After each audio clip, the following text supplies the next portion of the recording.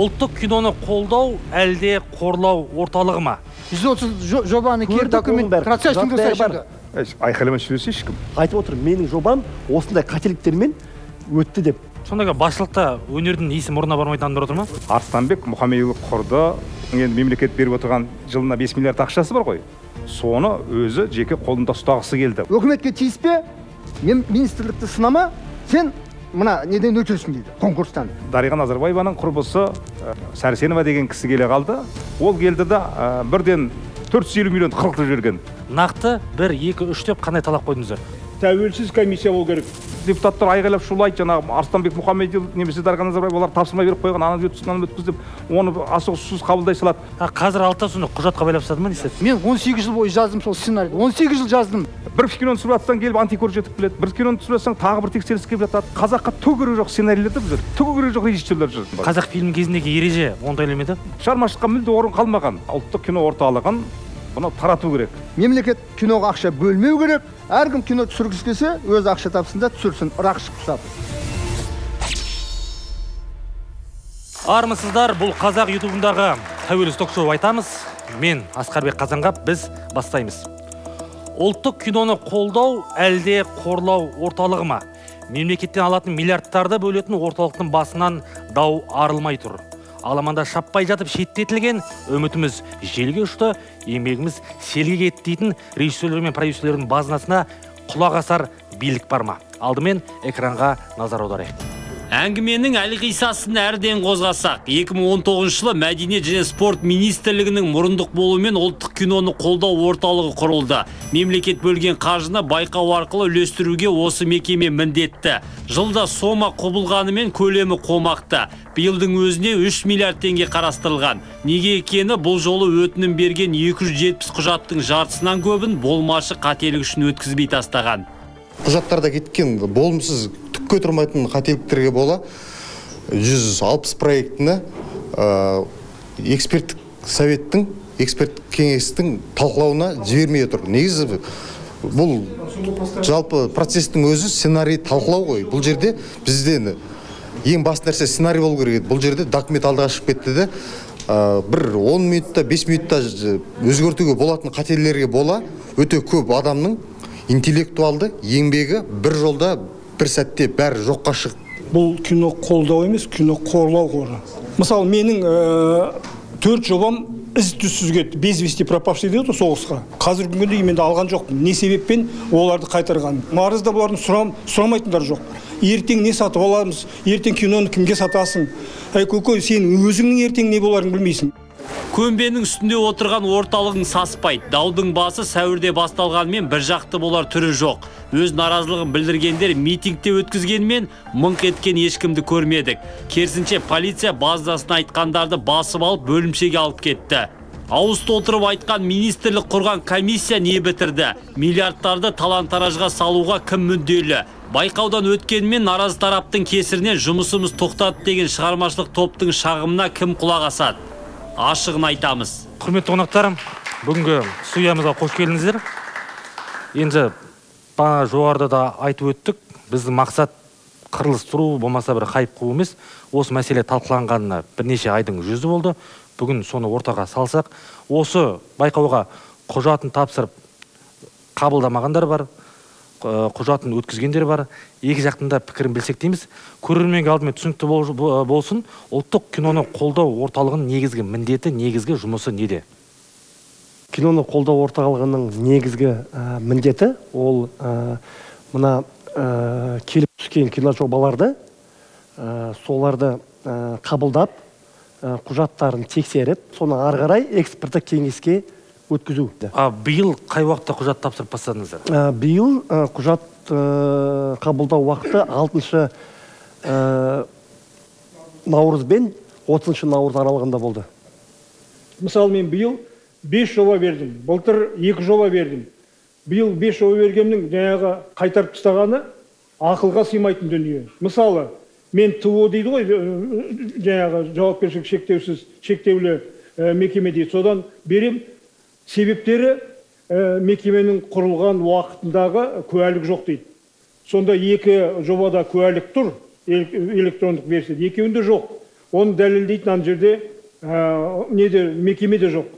Мысалы сіз жұмысқа орналасу үшін қандай құжат керек? Мысалы да трудовой кітабыңыз керек, еңбек кітапшаңыз керек, характеристикаңыз керек, сіздің дипломыңыз керек, сіздің денсаулығыңыз туралы справка керек, біреудің рекомендациясы. Сол сияқты мысалы мен мысалы фильм түсірем ба, сол фильмнің сценарийі, одан кейін мен кімдермен жұмыс істеймін, бүкіл творчестволық топпен договор жасалады. Соны тапсырасыз. Ол жерде тапсырған кезде мысалы, ол жерде отырғандар жай қарапайым адамдар. Ешқандай творчествоға қатысы жоқ олардың. Сен сценарийіңді оқымайды олар. Олар сен документің түгел ме болды. Ол жерде жаңағы Айгүл немесе жаңағы Сания сияқты балдар отыр. Ол мінекей мысалы Ғали ол Қазақстан Республикасы еңбек сіңірген қайраткері, там атағы жер жаратты, оған қарамайды ол. Ешқашанда шешілмейтін дау бұл. Әркімнің өзінің ішінде айтып отырмын мысалы документіңді олардың ойлап тапқан өздерінің жеке басының Есетжан Қосыбаевтың немесе Бауыржан Шөкеновтың жеке басының ойлап тапқан заң емес, ол баяғыдан келе жатқан тәртіп. Жақсы, сіздікі өтті мысал бар ғой, өтпегендердің қысқа нұсқа сұрайықшы, қандай кінәрат тауып отыр мысалы? Қазір құжаттардың ішінде керек емес құжаттар бар да. Қайсы керек емес? Қайсы мәселен? Айта кетейінші, мысалы, предварительный договор деген бар мысалы да, ол алдын ала жасалатын келісім шарттар. Оны енді, оның ішінде жаңағыдай актерлермен деген бар, актерлермен, режиссермен, оператормен, актерлермен деген бар да. Мен мысалы өз жауымды ендіға тапсырып жатырмын қазір. Менде әлі ештеңе болған жоқ әлі. Менде де кастинг болған жоқ. Мен қалай ол актерді мен қазір онымен қалай онымен келісім шарт жасаймын? Егер де мен актер тумақ, менде әлі енді ғана құжатты мен қазір жинап жатырмын мысалы ше. Сол құжаттың ішінде актерлермен жасалған келісім шарт болу керек па? Болу керек. Енді сен мысалы мен сценарийімді жаздым. Сценарийімді мысалы сценарий бойынша мен қазір басты рөлде кім ойнайды? Мен білем мысалы, операторым кім білем мысалы, операторым Асқар Өтеулин, басты рөлде Саят Мереке ойнайды мысалы да, тағы да басқа бәрімен келісім шарт жасап, себебі мен білем. Одан кейін мысалы ол бекерден бекер емес қой мысалы. Сен мысалы қазір мысалы мына кім айтады, мен мысалы кім ойнайтынын білмеймін дейді. Сен ертең мысалы саған ақша берген кезде сен сол актер іздеп жүрсің ба? Сен уақытың қысқа ғой, все жарманға жұмыс істеу керек қой. Бұл Жәнібектікі сіз білмейтін шығарсыз. Мына 100% қаражаттың 30% автоматты түрде Қазақфильмдікі. Сондықтан Қазақфильмден бір топ келеді, мысалы Жәнібек соның ішінде біреу шығар. Біз тәуелсіз өзіміздің жекеменшік мекемемізден береміз. Жаңағы Жәнібектің, Жансеріктің айтып отырғаны не?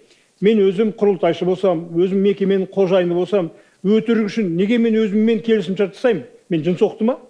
Жоқ, ол басқа мәселе. Сондай нелер көп.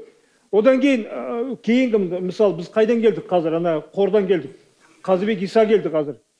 Мына мәселенің көбі министрліктің өзінде. Өткенде Асқат Оралов, мысалы, 193 жоба тапсырылса, 130-ы бұлай, 153-і бұлай, бәрін тексеріңдер де, мүмкіндігінше ана эксперт кеңестің назарына жіберіңдер деп отыр. 290. Дәу өшіп келеді, өзі іштей тәуелсіз емес тәуелдік комиссия алып келеді. Министрліктің ішінен. Содан кейін олар 130-ға тиіспейміз дейді. 153-ті тексеріңдер дейді. Біз қарсы емес, біз тексерілуге де қарсы емес, біз бірақ тәуелді емес, тәуелсіз комиссия болу керек. Одан кейін дейді, 130 жобаның ішінен сәйкес келмей, ақылға сыймайтын қателіктер болатын болса, бәрін қараймыз дейді. Біз ондай мәселеден 4-еуін ұсынып отырмыз, ашық. Ақылға сыймайтын қандай қателіктер айтып бере аласыздар ма? Бір сөз қосып кетейінші, жаңағы шығармашылық топпен келісімшарт жасалу керек дейді ғой, мысалға. Бұл жердегі ең басты заң бұзушылық мынау. Кино дегеннің өзі сценарий. Бүкіл өндірісі де сол, кейінгі прокаты де, арғай қозғалыс несі, бүкілі сценарийден тұрады кино. Енді сценаристен кинодағы бірінші адам сонымен келісімшарт сұрамайды, және патент сұрайды. Жаңағы енді Жәнібек аға айтып отыр ғой, ол мен кімді түсіретінді білем, көріп отырмын дейді. Жарайды, мен қоюшы суретші ретінде Сәбит Құрманбековті алғым келеді. Елдің жұрттың бәрі Қазақстанда 80% режиссердің арманы Сәбит Құрманбеков қоюшы суретші болсын. Мысалы, Дулыға Ақмолданы ойлатқың келеді шығар. Сен Еркебұлан Дайыровты ойнатқың келеді шығар. Ол кезге дейін бар ма, жоқ па, ол бірнеше проекттің біреуін таңдайды ғой, ол бүкіліне түсетін мүмкіндігі жоқ. Ол бір жылда 10 проектіге түсе алмайды. Сол секілді анық емес әлі нәрселерге бола өте көп документ сұрайды бұлар.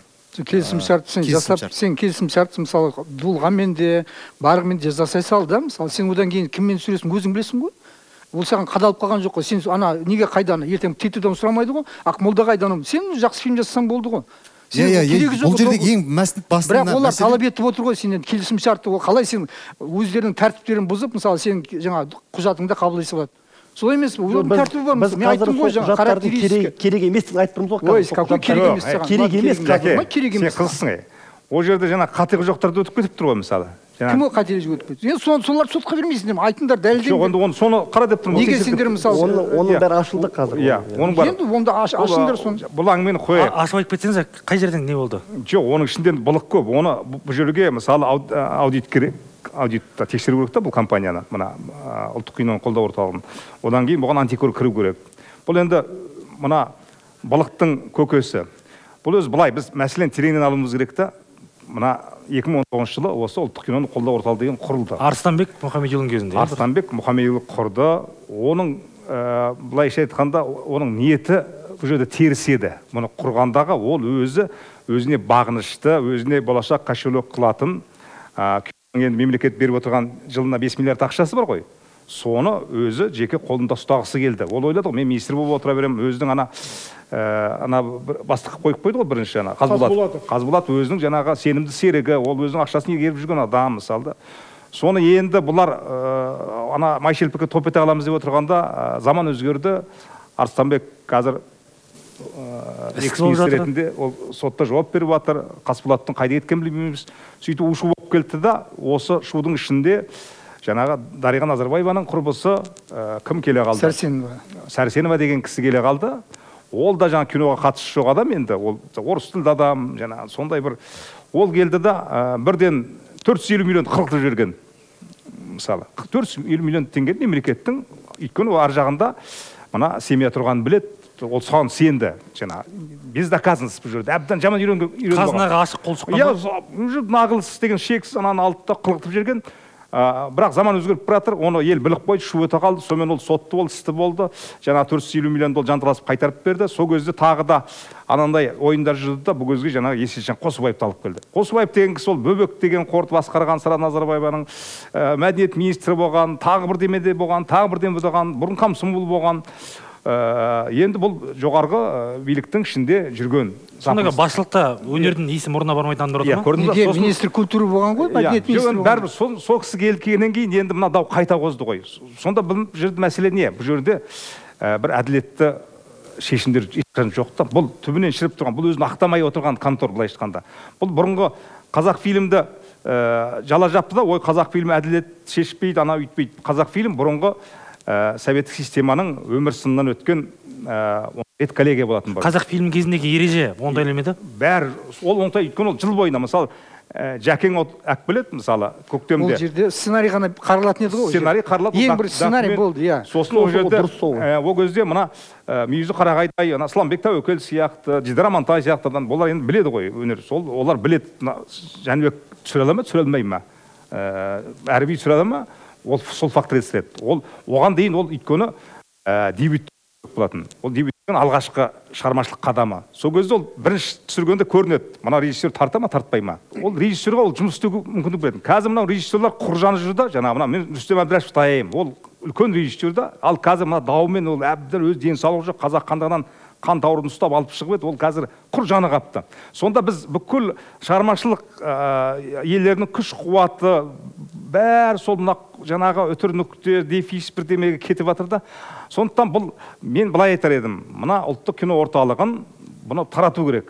Мен сізге айтайын, бұл тыншымайды, бұл тынбайды. Өйткені қазір следствиядан бастап сантехника дейін сценаризация, жаңа бәрі режиссер болып келіп, қазір көздеріне қарасаң бәрі режиссер.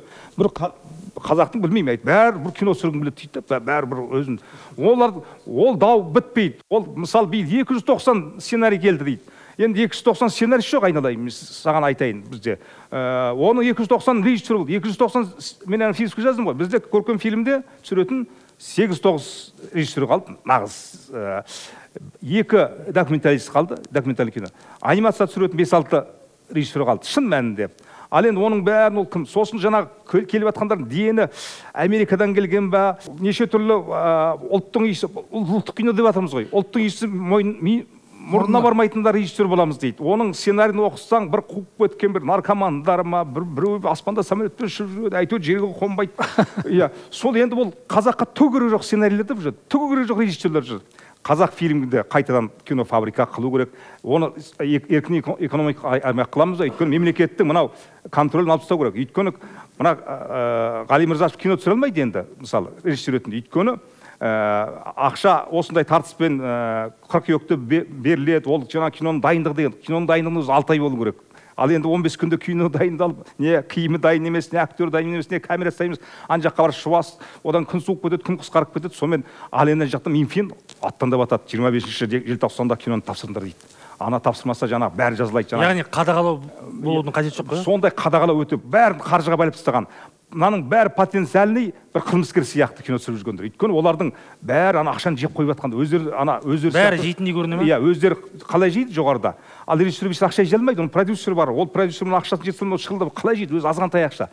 Міне соның бәрі кешенді түрде мына зерттелу керек, зерделену керек. Содан бұл үлкен бізде науқан ғой. Кино туралы заң қабылдаймыз дейді, жаңағы депутаттар айғайлап шулайды, жаңағы Арыстанбек Мұхамедиұлы немесе Дархан Назарбаев олар тапсырма беріп қойған, ана өткіз, мынаны өткіз деп, оны асығыссыз қабылдай салады. Сөйтіп бұл атүсті қабылданған заңдар ол өмір талқысына шыдамайды. Бір киноны түсіріп жатсаң келіп антикор жетіп келеді, бір киноны түсіріп жатсаң тағы бір тексеріс келіп жатады. Сонан анау шығармашылық мына ортада қандай көңіл күй болады жаңағы. Ол тоқтатып тастайды оны. Көрдіңіз ба? Ешқандай режиссер шығармашылық киноны түсіретін қауқарсыз. Оның мүддесін ешкім қорғамайды. Сол осы даумен, намаймен өтіп жатыр. Өйткені компетентный адамдар кинода жоқ, кино басшылықта жоқ жаңағы. Көрдіңіз ба? Бәрінің өзінің бір лоббилері бар. Министрлікте өзінің креслосын ойлайды, оған бір артық шудың керегі жоқ. Бір тотальный контроль болып кеткен. Көрдіңіз ба? Шығармашылыққа мүлде орын қалмаған. Осы бағдарламаны көріп отқан құрметті көрермен арнаға жазылып, пікір қалдыруды ұмытпаңыз. Біздің айтарымыз алда. Үзіліс проект өтпей қалды. Соны енді бұлар өткенде жаңағы дау шығарды, митингге шықты, пресс-конференция, содан кейін министерство комиссия құрып келіп тексерді. Енді независимый тәуелсіз комиссия. Әлі тексеріп жатыр деймін. Жоқ, тәуелсіз комиссия. Біз кеше алдың күні кездестік қой, сол кезде айтты ғой. Комиссия келіп деді, тексереміз деді. Тексергенде бұлардың талабы бойынша ана біз өтіп кеткендер тексеріңдер, мынанда тексеріңдер деген ғой. Олар айтып жоқ. Олар заң бойынша өтті ме? Өтті. Біз оны тексеруге хақымыз жоқ. Себебі егер біз оны тексеретін болсақ, онда өтіп кеткендер заң бойынша біз сотқа беруге хақысы бар депті. Біз мына өтпей қалғандарға тексереміз. Себебі бұлар талап етіп отыр ғой. Тексерген, 3 рет тексерді дейді. Барлығына қайта тауып, әрқайсысының көзінен шығып көрсеттік деді. Маған Есетжан бізге айтқаны сол. Иә, осындай ситуацияда қазір.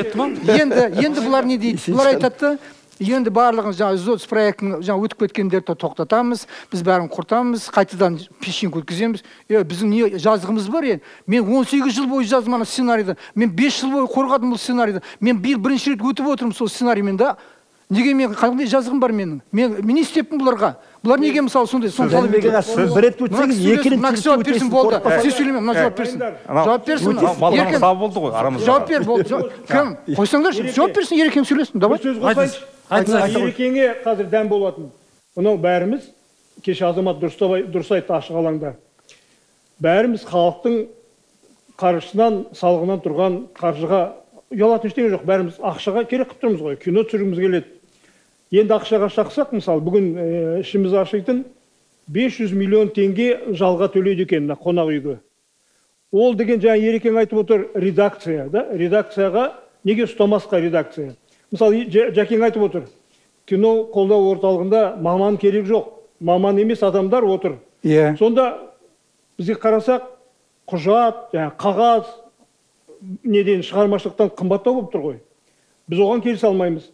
Сондықтан жаңағы Ерекеңе қазір дәм болу үшін халықтың ақшасынан түсірген кино халыққа тегін жету керек. Мысалы, биыл 3 бірдей толық метражды атам заманда болмаған дүниені мына кісі сотқа бер дейді ғой. Сотқа берсек біз ұтылатынымызды білеміз. Өйткені құйтұрқының бәрі солардың қолында. Біріншіден, тәуелсіз емес, тәуелді комиссия жасап отыр.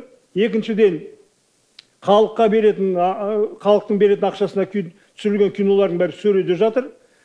үш бірдей толық метраж жобаны себеп тауып, үш бірдей деген, біреу болса, екеу болса екен, үшеуін бірдей өлтіріп тастады кино қолдау қоры.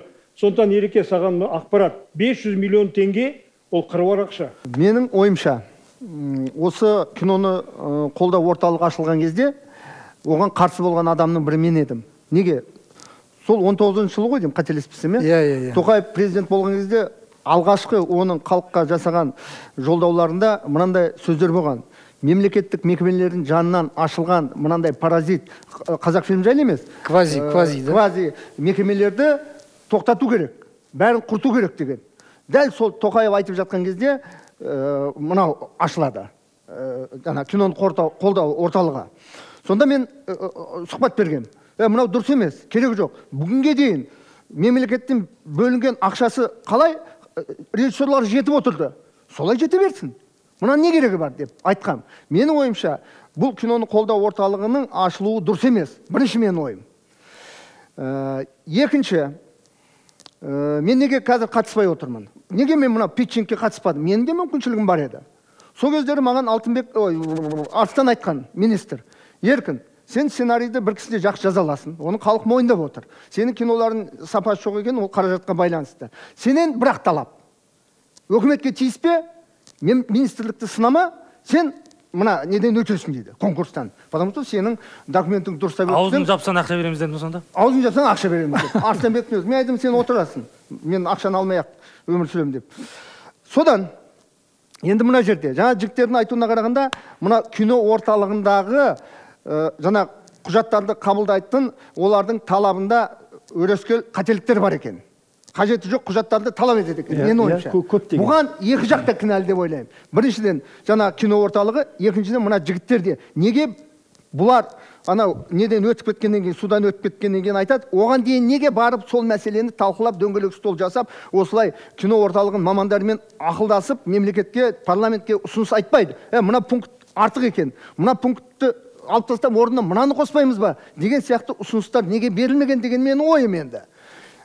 Одан кейін енді мына жігіттер айтып отыр, біздің құжаттарымыз өтпей қалды. Біраз құжат өткен. Мен ойлаймын, өткен құжаттар заң бойынша енді ол өтіліп тұра берсін. Енді бұлардың құжаттарын жаңа комиссия тексеріп жатыр екен ғой. Комиссия ақ-қарасын анықтайды. Егер жаңағы киноны қолдау орталығының мамандарының қателігінен бұл кісілердің жаңа құжаттары өтпей қалса, онда өткізсін. Егер шынымен қателіктер болып жатса, онда өткізбеу керек. Мен ойым сол. Енді жаңа Ерлан айтпақшы, бұл дау бітпейді деген себебінің мен артын айтайын. Неге бұл дау бітпейді? Мейлі, жаңағы 159 ба? 153 өтпей қалды, бәрі біргіп қанша? 290. 290 құжат өтеді. Сол 290 құжаттың ішінен шамамен бір 10-15-і не алады? Қаржалады. Сонымен 275-і ертең күні недоволен болады. Олардың көңіл толмайды, олар айтады, меніңкі дұрыс еді сценарийім, анау нағы өтеді, анаңкі дұрыс емес. Сонда әрбір шамамен 15-20 жаңағы сценарийдің біреу ғана өтеді. Қалғандардың бәрі оған көңіл толмайды. Наразылыққа шығады, митингке шығады. Наразылыққа тоқтайсыз, алдында митингке шықтыңыздар, оның соңғы, мысалы былай жаққан кездерді бөлімшеге алып кетуге оласы, митингке шықтыңыздар, нақты 1, 2, 3 деп қандай талап қойдыңыздар? Сол талапты ескерген, тыңдаған, келіссөзге шақырған министрлік болды ма?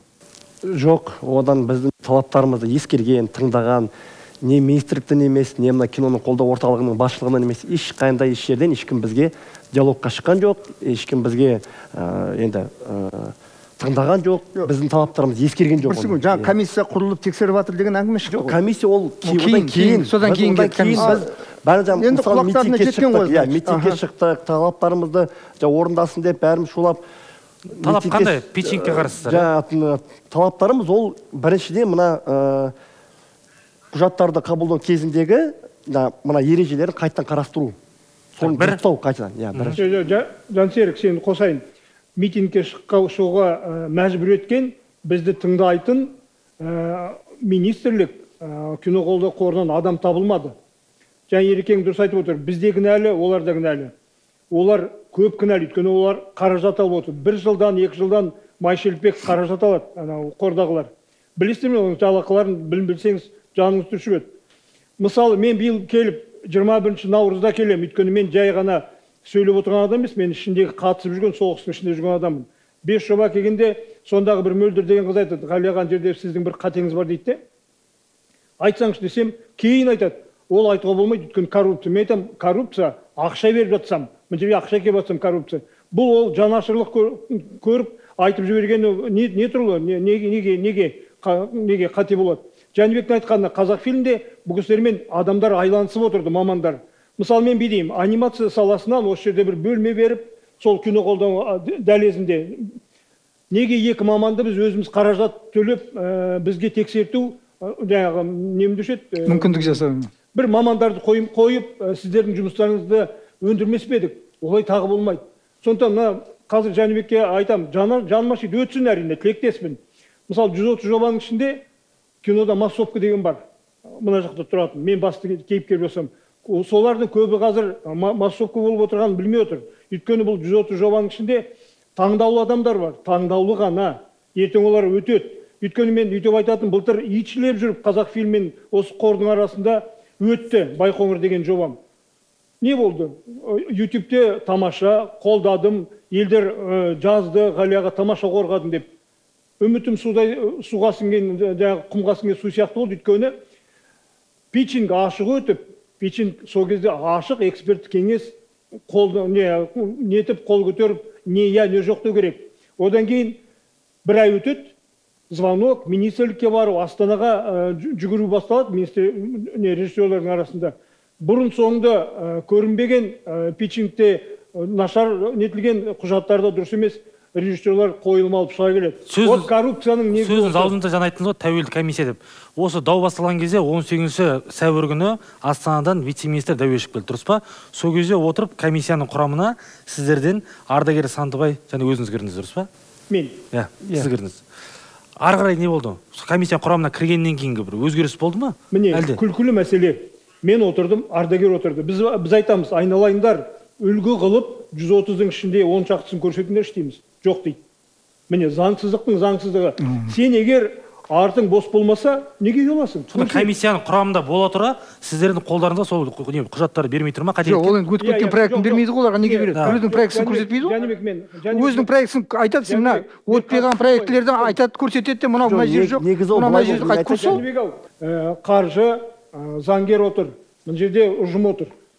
Бірінші сұрағым, жаңа айттым ғой, 130-ды көрсетіңдерші үлгі қылып, жоқ дейді. Маған жаңағы айтады былай, сіздікі былай өтпеді дейді. Сол Жәнібек аға үлгі қылып көрсеткен соң дұрыс емес пе? Мына үлгі мыналарда мынау бәрібір дұрыс деп көрсететін болса. Білмеймін, олардың өздерінің тәртібі солай шығар. Енді ол өткен проекті бұларға жаңа комиссия не үшін келіп отыр? Сіздердің документтерің дұрыс па, дұрыс емес па, соны тексеру үшін келіп отыр. Олар өтіп кеткен проектін тексерейін деп келіп отқан жоқ. Олай емес, олай емес. Олардың талабы сондай. Олай емес. Объективность үшін жаңа 290-да бәрі тексеріледі. Жоқ, енді тыңдашы. Оның ішінде, Жәке, оның ішінде мына көз жұмып өтіп кеткен проекттер болып тұр ғой. Оның 4-еуін біз алып шығып отырмыз. Бізге қолымызға түскені. Ал енді оның ішінде қаншама объективность үшін ол керек. Содан кейін ол жаңағындай бұл жерде кешенді түрде бұл мына соны талап етпейсіңдер ме? 4 проектіңді жазып, мінеки сол проектін көрсетіп. Талап етіп жатырмыз ғой. Жәке, сен білмегенсің айта бересің. Талап етіп жатырмыз оның бәрін. Біз содан кейін біздің мақсатымыз мына ол реформа, бұл өз алдына бұл киноға қазір реформа керек. Бұл жерде мен айтып отырмын ғой. Бұл жерде әділет министрлігі апы бола ма?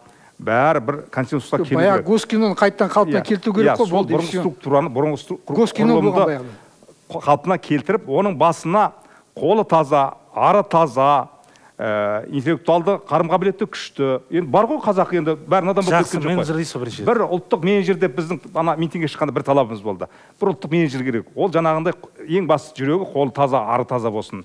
Сондай бір қамқор болатын, енді бір тұлға табылады ғой. Міне соны мына елдің ішінде бейнелеп айтқан табу керек. Министрлік апы бәрі ақылдасып, сосын тағы да кинода жүрген мына жастар бар. Өте принципиалды жастар, мына қазақ киносы ұлттық киноға айналсын деп жүрген.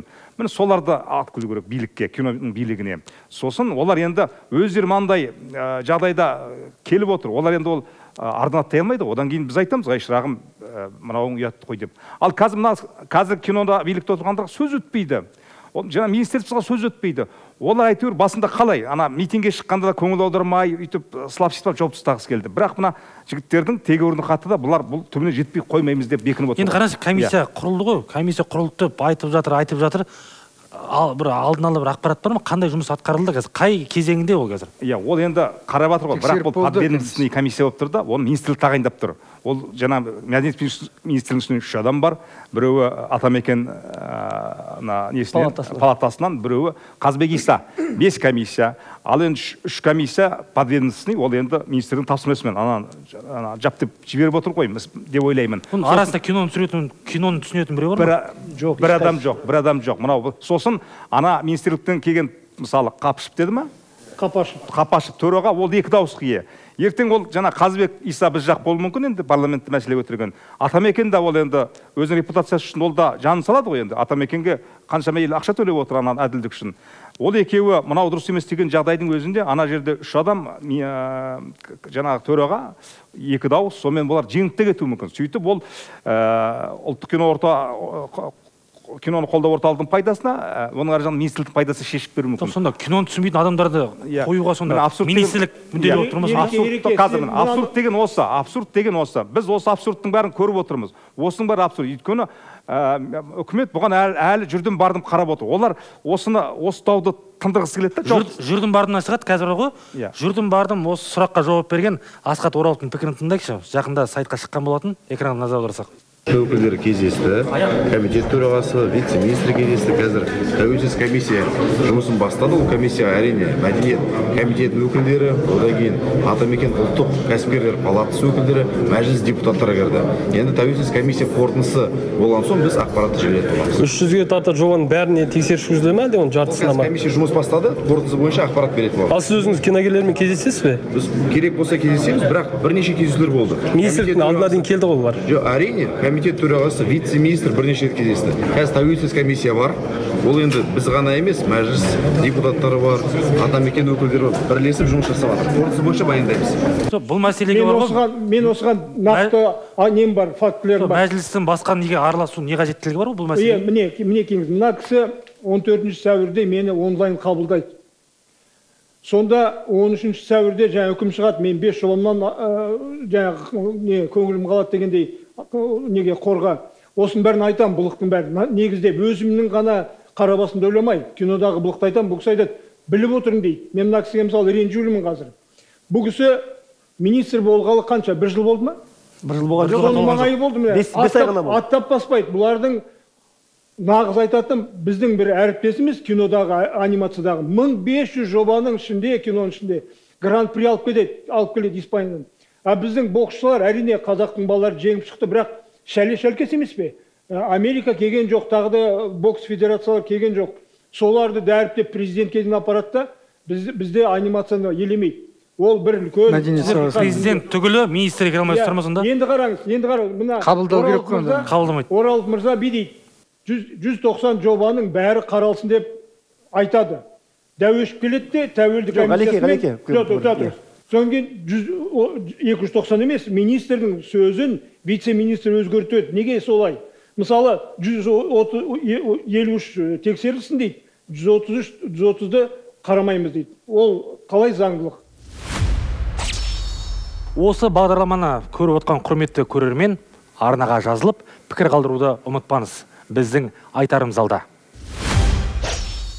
Қазір көріп отқан видеоның өзінде, мысалшы, министрге сұрақ қойып жатыр, 300-ге жуық жаңағы жобаның бәрі тексеріле ма деген сұраққа бұл кісі даже жауап берген жоқ. Жауап берген жоқ. Өзіңіз кездесіп. Жауап бермей, ой, битті да кетті, мысалшы. Комиссия нақты жауап берген жоқ. Оның артында мынадай тұр. Негізі бұл кісі алдында министр өзінің Фейсбуктағы парақшасында жазған болатын. Объективті шешім үшін өтпей қалған 150 жобаны да, өтіп кеткен ашық қорғаға өткен 130 жобаны да бірге тексереміз деген сөйтіп жазған болатын өзінің парақшасында Фейсбукта. Оның бәріміз көрдік, оқыдық, оның жаңағы скриншоты бізде бәрі бар. Енді қазір Нұрғиса Дәуешов деген жаңағы вице-министр, ол енді мына кино орталыққа келіп, біздің талаптарымыздың ең бастысы, біздің сұрауымыз бойынша айтқанбыз, мына тәуелсіз комиссия құрылсын деген сияқты. Тәуелсіз мына біз жақ емес, сіз жақ емес, бір орта киноға қатысы жоқ, мысалы, заңгерлер, киноға қатысы жоқ, немесе министрлікке қатысы жоқ, ешкімге қатысы жоқ, тәуелсіз бір ортақ жеке бір адамдар болсын деген сияқты. Не оны орындаған жоқ. Және біздің талабымыз бойынша біз айтқанбыз, жаңағы министрдің өзі Facebook парақшасында жазғандай 150 жобаны да 130 жобаны да бірге тексерсін, тексергеннен кейін. Неге ол тек қана 150 жобаны тексереді? Бірақ соған Нұрғиса Дәуешов комиссияны ертіп келген, оны біз таныстырды. Ол комиссияның ішінде өзі айту бойынша ол 4 адам келді комиссияның ішінде. Оның 3-еуі сол министрліктің жұмыскерлері. Біреу министрліктің заңгері, біреу соның аудиторы, біреу тағы бірдеңесі. Енді соның ішінде тек қана енді тәуелсіз болып отқан бірақ қана кісі болды, жаңағы Атамекен ұлттық палатасынан болды. Енді Қазыбек Иса деген депутат ағамыз, ол кісі бүгін ғана қосылды осы комиссияға. Ол комиссияның жұмысы осы 4 күн бұрын басталған. Яғни комиссияның жұмысы әлі созылуы мүмкін ғой? Әлі созылуы мүмкін. Бірақ сол комиссия, сол келген комиссия, олар бізге бұйрықты көрсетті. Мына бізде бұйрық бойынша біз тек қана өтпей қалған 150 жобаны ғана тексереміз дейді бізге. Сөйде біз айттық қой, неге біз ona комиссия мүшесіне, комиссияның жұмысына біз қарсымыз деп қарсымызды білдіріп кеткен болатынбыз. Сөздің алдында. Енді сендердің өтпей қалған жобаларды тексерсе болды емес па? Қалғандарында? Жоқ. Ол ана заң бойынша оларда қабылданды деп отыр ғой. Заң бойынша қабылданды. Егер мысалы 30 жобаның ішінде заң бойынша өткен. Соның ішінде біз енді киногерлерін біз көбісін бір-бірімізді танимыз ғой. Сол өтіп кеткен азаматтар, олар өздері бізге келіп, бірақ көбісі емес, 2-3-еуі айтып отыр, менің жобам осындай қателіктермен өтті деп айтып тұр да. Өздері бізге келісесіз бе, мысалы, өткен құжаттарды қайта тексеру келісесіз? Қалай сол, мысалы, менің жобам документтерін дұрыс емес. Неге біздікі сондай оның документін даже көргенде жоқ, мыналардың документін. Ол айтқан адам, мысалы, 130 жобаны келіп документ процессинг жасайды. Айқайлама сөйлесе ешкім. Не мынау не қайта қалам? Болмайды, бұл ток-шоу енді әркім сөйлеуге. Ток-шоу не? Жаңа айттым ғой, Жәке.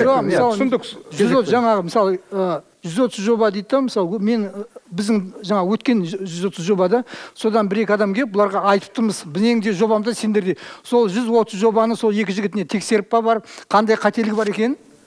Жоқ, ол мәселе одан емес, енді одан кейін олардың жобасын біздікі заң бойынша өтті деп отырмыз. Заң бойынша, тәртіп бойынша. Егер мысалы мен тексертетін болсам, мыналар, мен оларды сотқа беремін мысалы. Неге мен заңымды, мен жаңағы неге творчестволық жаңағы. Пожалуйста. Беріңіз. Сотқа беремін. Неге мысалы мен өтіп тұрмын да, мен уже Арман соттасақ. Бұларға сен тексеретін болса, комиссияны сотқа береміз. 100 адам жиналамыз да, соларды сотқа береміз. Біз заң бойынша өттірміз, біздің жолымызды кесіп атсыңдар деп, біз оларды сотқа береміз. Менде бір сұрақ.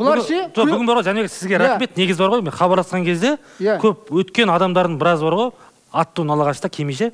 Сізге рахмет, неге мысалы өткен адамдар осы жаққа кеметсізден бірге қолдап? Өткеннен бұрын кино орталығына адамдар келу керек мына жерге. Қазір мінеки бұлардың көбісін мен айтайын сізге да. Қазір ойлайды, мына осы айқай болып отыр ғой. Одан кейін ана басында тұрған жаңағы Қосубаев бар, ана кім Бауыржан бәрі кетеді деп ойлайды. Орнына басқа адам келеді. Содан кейін олар жаңағы өткендер ойлайды ғой, біз жаңа адам келгенде мынаны қорғадық. Ал басқа адам келді, біз бекер қорғадық, бізге жаңа кесір тиеді деп бәрі қашып отыр. Мен әділдік үшін келіп отырмын да, маған бәрібір. Маған Қосубаев ағам емес, көкем емес та. Мен өзім, мен айтам, мен 18 жыл бойы жаздым сол сценарийді. 18 жыл жаздым. 18, енді соған бұлар, менің сценарием Алашорда туралы. Алашорданың өкілі туралы, Алашорданың өкілі, Алашорданың бүкіл ісіне қатысқан геолог, тарихта болған адам, қазақ тіліне геология термин қазақ тіліне аударған үшін ұлтшыл деп сотталған. Ол түрмеде отырады. Түрмеден қашады. Қашып келгеннен кейін Киргизияға өтіп кетеді. Киргизияда жүрген кезде ат шығады, қайтадан Ленин орденін алады. Сол кезде қайтадан соттайды. Сөйтіп 42 жыл түрмеде тұрады. 42 жыл түрмеде отырады.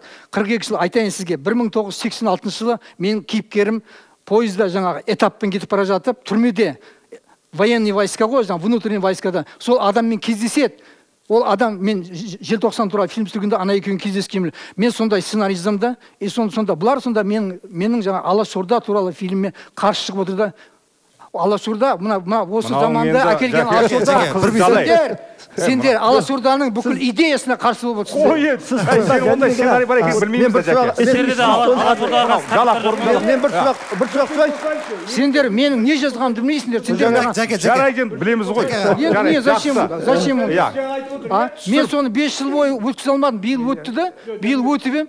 ендігі сендер осындай әңгіме қозғайсыңдар. Бауырымыз ғой, сендер бүкіл кісілер, сен жассың ғой, келесі жылда қорғасаң болады ғой. Жоқ, аға, мен енді бір жыл бойы осы системаны өзгертуге тырысайық. Жақсы, бір режиссер мысалы, бір рет түсірді ма, 2 жыл демалсын.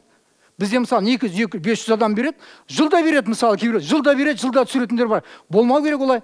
Мысалы, мен биыл түсірдім ба, мен 2 жыл демалайын. Жоқ, сіздің ол кезде түсірген ақшаңыз 2 жылда жете ма? Оныға қосыламыз, Сәке, оныға қосыламыз.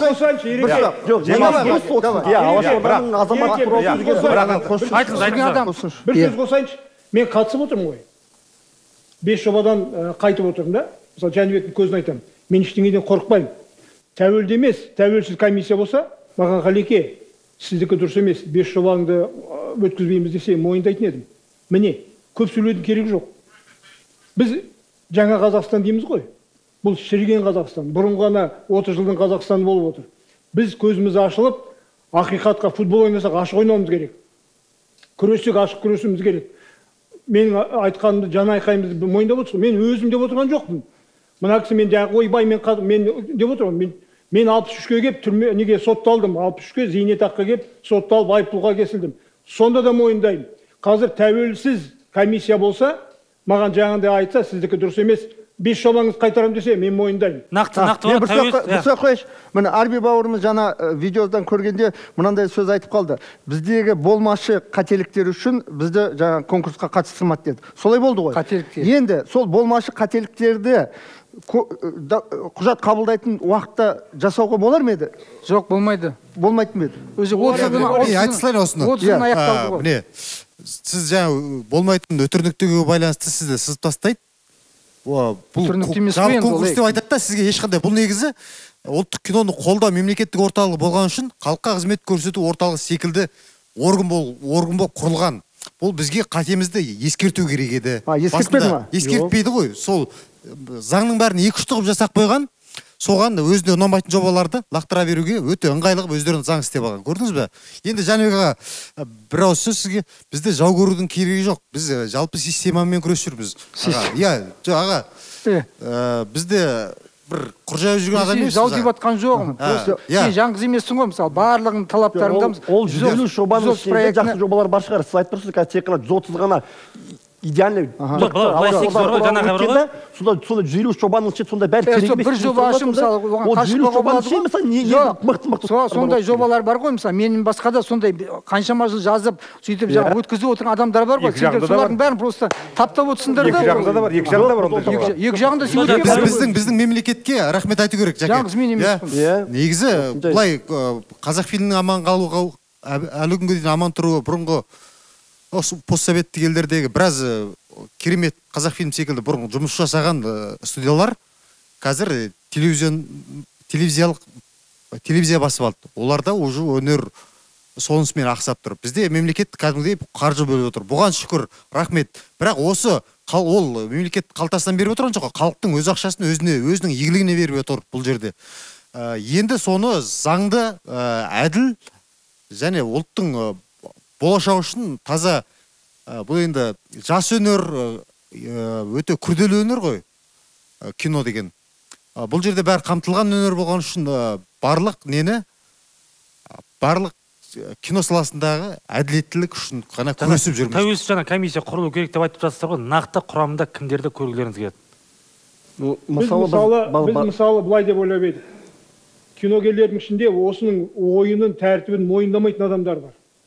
Солардан академия бар, одақ бар, анимация саласының өкілдері бар. Содан кәсіби мамандардан тұрған, бірақ көпшілігі жаңағы депутаттардан мүмкін комитет бар ғой, мәдениет.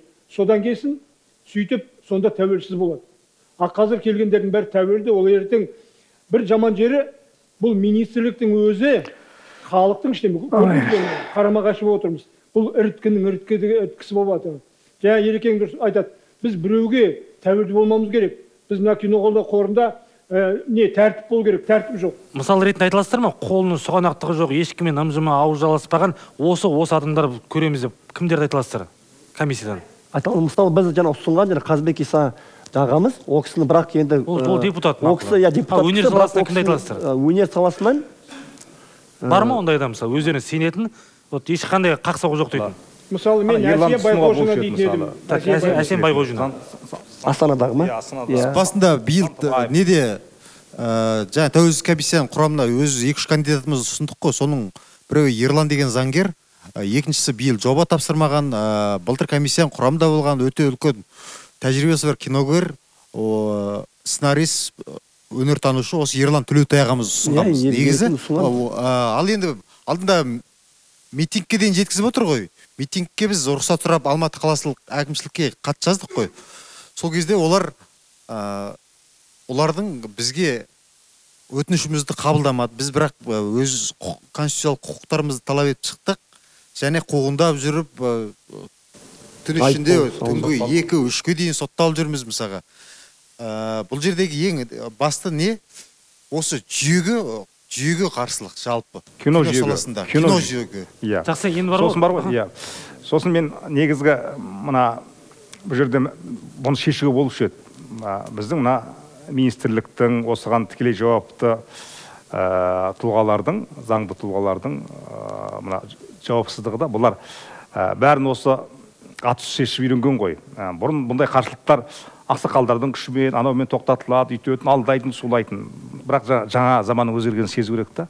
Жаңа Қазақстан деген жақсы идея. Біз соны қолдаймыз. Енді сол жаңа Қазақстанның жаңа заманның өзгергенін осыған тікелей жауапты ведомство басшылары сезбей отыр ғой. Олар жаңағындай айтып тұрған сөздерін қараңыз анакей. Сіз өзіңіз кездеспесе, оған жауап бермей кетеді. Ал біз ескі Қазақстан министрлеріне зар болып қалдық. Мұхтар Құл-Мұхаммед бұндайды өзі жетік біледі, немесе өзі шақырып алатын. Ақтоты Райымқұлова да сондай болды. Біз ол кісіге тіпті қабылдауына жазылмай, Астанаға ұшып барып, осындай тығыз шаруамен кеп тұрмын деп, ол кісі кіргізіп алатын, не болып жатыр деп, бірден шара қолданатын. Ал енді қазіргі мына министр мүлде Нұрғиса дәу өшіпті отқа да салады, суға да салады, өзі обал болып түтігіп кетіпті өзі енді. Өлтіреді ғой енді. Ол енді сұмдық қой енді. Бір адамның басына артық қой. Неге өзі жауап бермейді?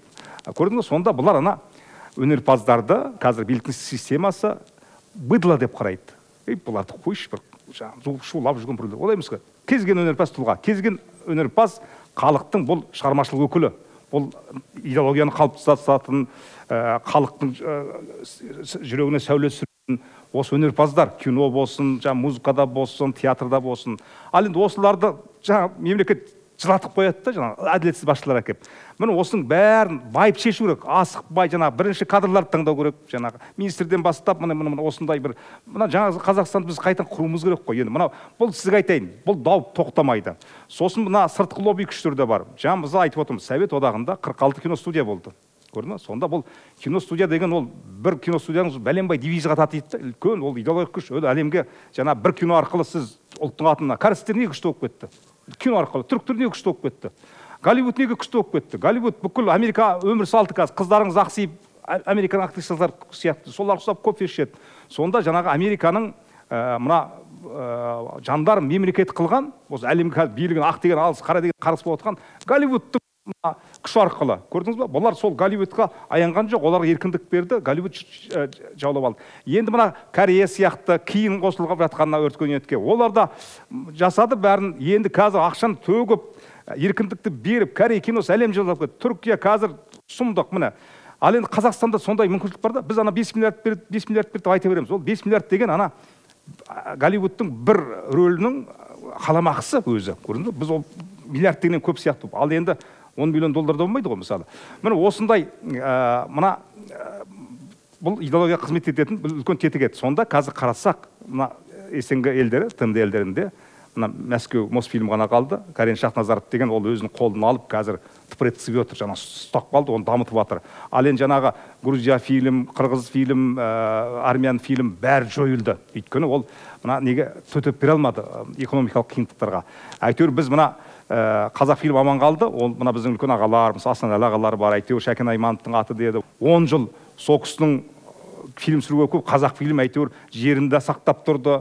Үйтіп әйтеуір Талғарға көшіріп жүреміз. Жәкен Куа Талғарға бізге Тимур Құлбаев деген үлкен кең сарай салып берді 3D-мен. Көрсең ананың ішіне кіріп кеткің келеді. Бірақ Талғарға мен айтамын, Талғарға барғанша таңертең сағат 8-де шығасың, сағат 12:30-да жетесің, 1 сағат жұмыс істейсің обедтің кезінде, содан кейін 2-де шығып кешке 6-да болады. Сондай, тоқтаңызға, сондай афераларға дейін барды. Қазақфильм сақтап, әйтеуір қоғам бар, қазақ халқы, қазақ киносын жақсы көреді. Біз халыққа да рахмет, халық қолдайды. Сосын біздің осы үлкен беделді ақсақалдар бар. Сосын жаңа үкіметтің, биліктің өзінің интересі болып Қазақфильм аман қалды. Бірақ біз соны ескеруіміз керек. Қазақфильмді сақтау керек. Өйткені мына мен сізге бір сұмдық айтайын. Қазақфильмді енді қазір жойып жібере алмайды, бір лобби күштер бар. Қазақфильм ораламыз аға. Иә. Сонда міне осылай тақырып. Міне, Ерекеңнің сөзіне қолдай кешіріңіздер. Әрбидің сөзі мемлекетке ризамыз. Қаржы бөледі. Біз сол қаржы, сол идеологиялық майдан ғой кино. Соған нақты 100% қызмет еткенін қалаймыз. Кім көрінгеннің қалтасына Жәнібек дұрыс айтып отыр. Неге біреулер жылда кино алады? Одан кейін жаңағы видеоны дұрыс көрсетіңіздер. Сіздерге рахмет. Сол министр неге боксқа, неге шоуға әуес мына идеологиялық майданның ордасы осы қазақ киносына 1 ай болды мысалы. Шолап жүргенімізге. Неге қарасын көрсетпейді? Қазақфильмнің бәрі быт-шыт болып жатыр. Бұл керемет. Жақсы, енді сағаттан асып кетті. Негізі бар ғой, бұл тақырып осылай талқыланды. Бүгін айтылды, ертең айтылады. Өзіңіз айтпақшы, даудың әзірге тыншыр түрі жоқ. Сондықтан 90 сөзін тобықтай түйінен шығарсақ, бұл жақта негізгі мәселе енді өгізді өлтірмеудің, арбанды сындырмаудың амалы ғой. Енді биылғы ақша бөлінді, оны қалай игереміз, қалай болса дау шешеміз деген. Бір ауыз пікірлеріңізді қорытып айтсаңыздар. Қазіргі жастар өте қызбады. Міне осындай дау шықты да барлығы көтеріліп, осы митингі, жаңа пресс-конференция жасап, сөйтіп жатыр да. Ал енді сен өздерің ағаларымызға қарайықшы, кезінде Қожықовтар, мысалы, Сұлтан Қожықов 3-4 кино түсірді ғой. Өмір бақи солар мысалы киноға қолдары жетпей кетті да, бірақ сол шыдады. Қашан маған береді, мысалы Абдолла Қарсақбаевтар мысалы киноны түсіре алмай күйіктен кетті ғой. Бәрі 56 жасында өліп кетті. Шәкен Айманов та 56 жасында, Сұлтан да 56 жасында өліп кетті барлар. Олар сол киноларын асыға күтті, бірақ ешқашан да сол жаңа осындай әділетсіздікке төзді, шыдады. Ол кезде Мәскеу. Троценді кім, Ержан? Троценді енді сен тыңдасайсың. Тәуелсіз Қазақстан жағдайында біз енді кімге? Енді тәуелсіз Қазақстан деп айқайлай берейік па? Бізде күттік қой мысалы, Шәкен Нарымбетов мысалы, әр киносының арасы 8 жыл. Енді істей, ол трагедия енді. Енді сол трагедия осы жас ұрпаққа жұғысты болу керек па? Қалай ойлайсың? Жоқ, енді. Мысалы сен бүкіл тыңдасайшы енді, тыңдасайшы. Қожық құсап, Нарымбетов сияқты бәріміз сол құсадан өлу керек па? Мына жастардың жағдайын кім ойлайды? Құсадан, ладно, мысалы құсадан өлді деп отқан жоқпын ба саған? Күтті ғой солар мысалы. Бізде мысалы менің өзім мысалы әр киноның арасы 7 жыл мысалы. Мен жаңағы сценарийді айтып отырмын, 18 жыл жаздым. 6 жыл болды мен фильмді түсіремін деп күтіп отырғаныма. Соған боламыз айқайласып, мысалы бір-бірімден жаңа өтпей қалғандар мен өтпегендер, бір-бірін айқастырып қойымыз керек, анамды тексер, мынамды тексер деп. Өздерінің құжаттарын жөндеп тасырмаған үшін өздері кінәлі сезінбейді. Аналарды мысалы таптап, солардың да жаңа документтерін тоқтатып, одан кейін питчингті вообще отменить етіп, мына ГЦМП-ге жауап тастағысы келді олар қазір. сондай ғой айтып отқан сөздеріне қарағанда. Енді дұрыс сондықтан да былай тыңдайық.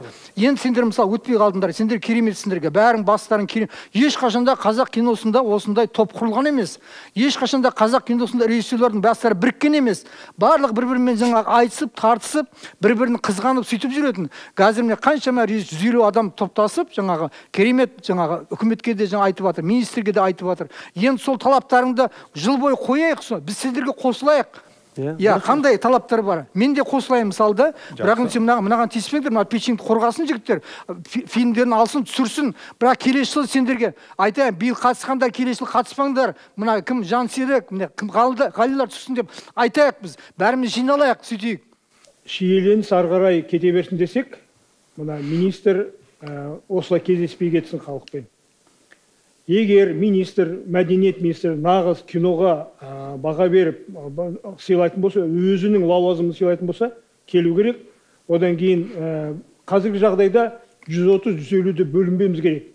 Біз ана керек емес, біреулер өтіп кеткен енді еппен немен, оларды кінәламаймын.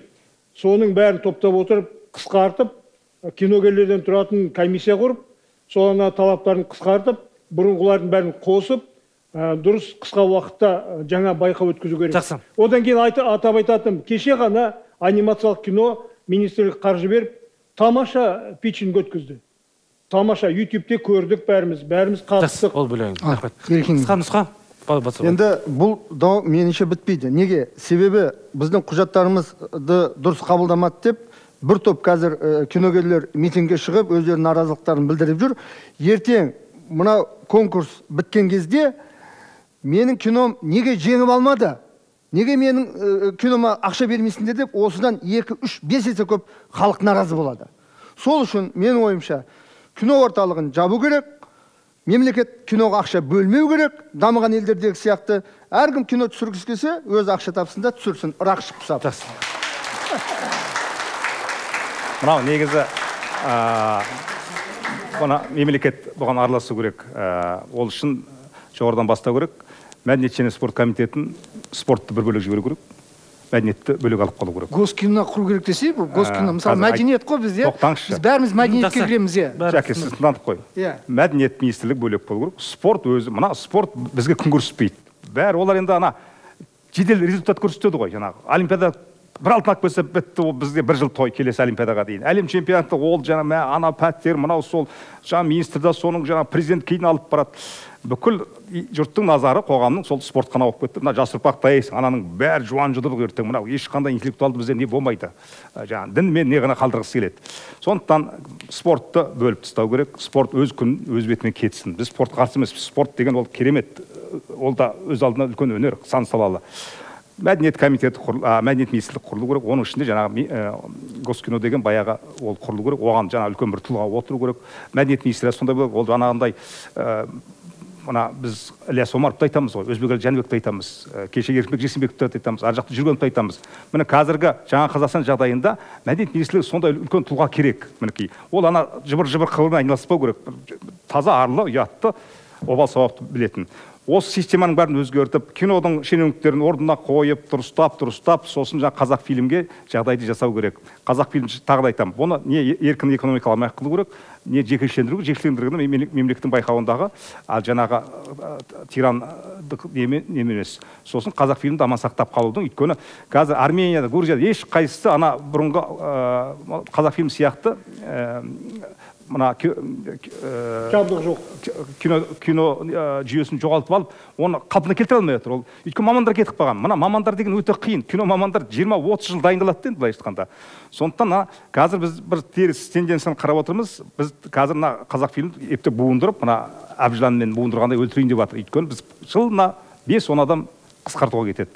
Оның ішінде алтын қолды мамандар кетіп жатыр. Ол енді оны қалпына келтіру қиын. Оны кезінде Мәскеуге оқытқан, анда оқытқан, өйткен, оның бәрі пенсияға шығып, одан кейін көрдіңіз, осының барлығын байыппен, бұл ұзақ мерзімді концепциялық бір үлкен жоба болу керек. Қазақ киносы қалай? Сосын ұлттық кино дегенді анықтауымыз керек. Жаңағы кезген жаңағындай сұмдық қой, 290 режиссер бар деген мен өз басым сенбеймін. Анау ұлтқа қатысы жоқ кинолар бірден ол қарастырмау керек. Мінекей орыс тілінде келді ма?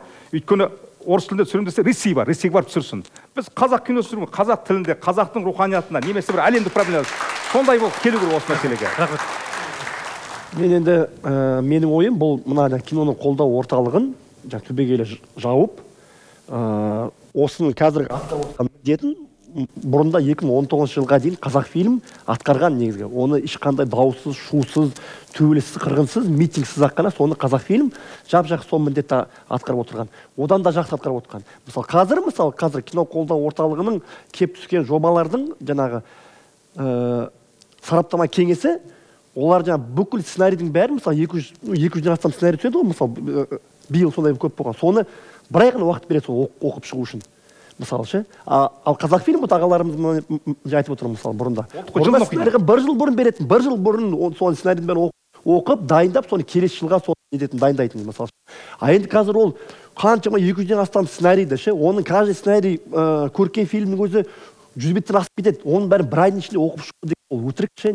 Содан кейін олар дұрыс оқымағандықтан өтірік оқи салады. Сол үшін кино орталықты жауып, сонда қайтадан Қазақфильмға қайтарылу керек деп.